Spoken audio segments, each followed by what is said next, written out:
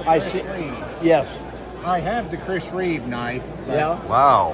What's going on here, Brad? All right. Well, we got a Gerber knife, and so I'm going to check it and see how sharp it is, and then we might put a little sharp on. Oh, that didn't even.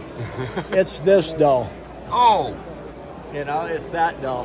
Well, he said it's 40 years old at least. You know. That's the reason I brought it in. All right. So let's run it through the V a little bit, like this. That's really hard steel. Gerbers are really hard steel. Well, I tried sharpening it myself to no Yeah. avail. To no avail. So, just like that, I'm not going to press very hard on it because I don't want it to actually get a hold of the blade just a little bit. So just like that, run it right through, and right somewhere out there, I felt a tiny little nick. So you can actually do this a little bit, like that. Well, there's a spot usually I want to That. get. So let's see if that is now sharper. Okay, it needs a little bit more, but at least it's starting to catch. It's getting there. So we'll demo this one a little bit. When they're that dull, I have to check and make sure I'm working on the blade, not the back of the knife.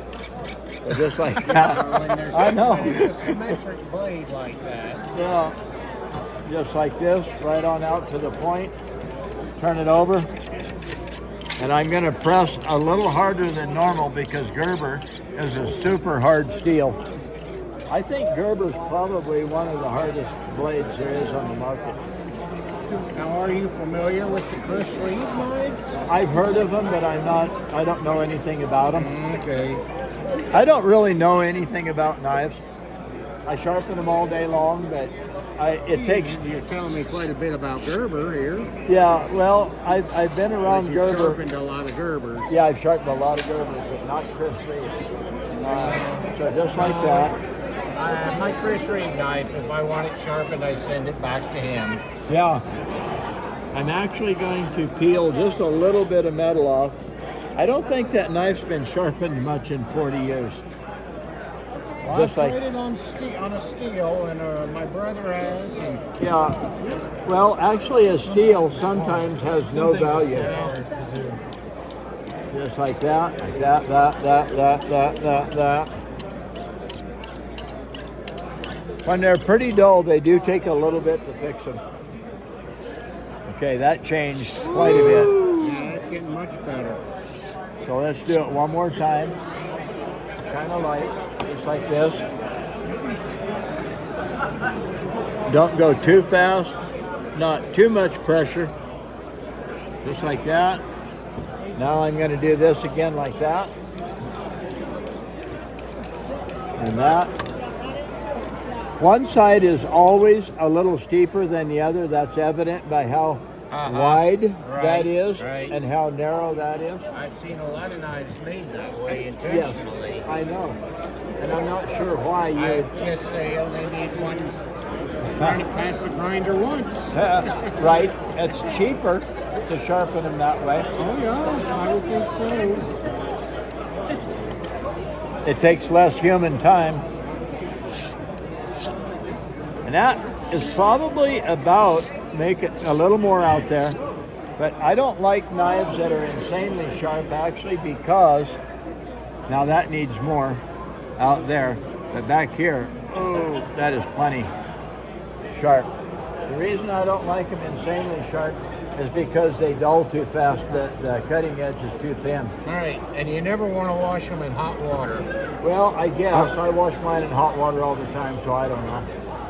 Well, I don't know what hot water could possibly do to the blade. causes the metal to expand, and then as it cools, it contracts. And if Well- you keep doing that over and over again, you're going to lose the edge. Well, you know, I guess that could be true. And I know it'll expand and contract because I took a piece of channel iron 20 feet long, It was 20, like that, 20 take a and 1 cutting inch. torch and just pass it by it, it'll move 6 inches. Yeah, warps it. Yeah, and then it comes right back. Sure, But, sure. Yeah, it definitely will expand and contract. But I think it'll expand and contract at the same amount. But my knives at home, I wash them all the time in hot water. And I don't notice any difference. Just like that.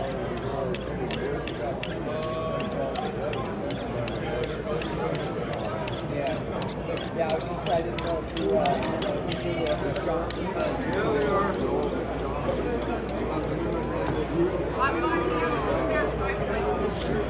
Okay, that's sharp enough. If you make them any sharper, now that actually, I can see a little bit of a divot right there where you just said. yeah, well, and this right here isn't sharp yet. So you'd actually have to take a little bit more off of just that.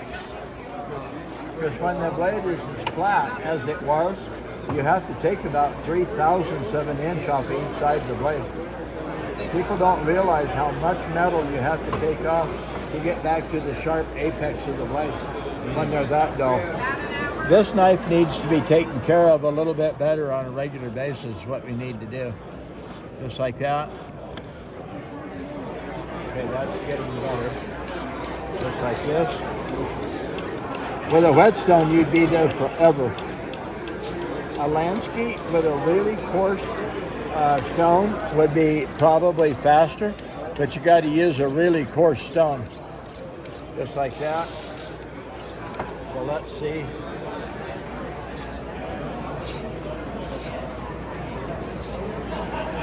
Okay, that's at least cutting pretty good out there now. Let's do it one more time. I hate to give up. All right, that's fine. Yeah. I want to make you a t-shirt that says one more time. One more time. And we can read it over and over and over again. One more time. All right. At least now it matches that 15-degree angle all the way out. And I can tell because if it peels off a microscopic curl all the way out, then the whole blade is 15 degrees on each side. And that's what we're looking for, is uniformity. Just like that. Like that. That. That. Now let's see what we got. That'll work. That is sharp enough. That'll work. Now I'm satisfied. I hope you are.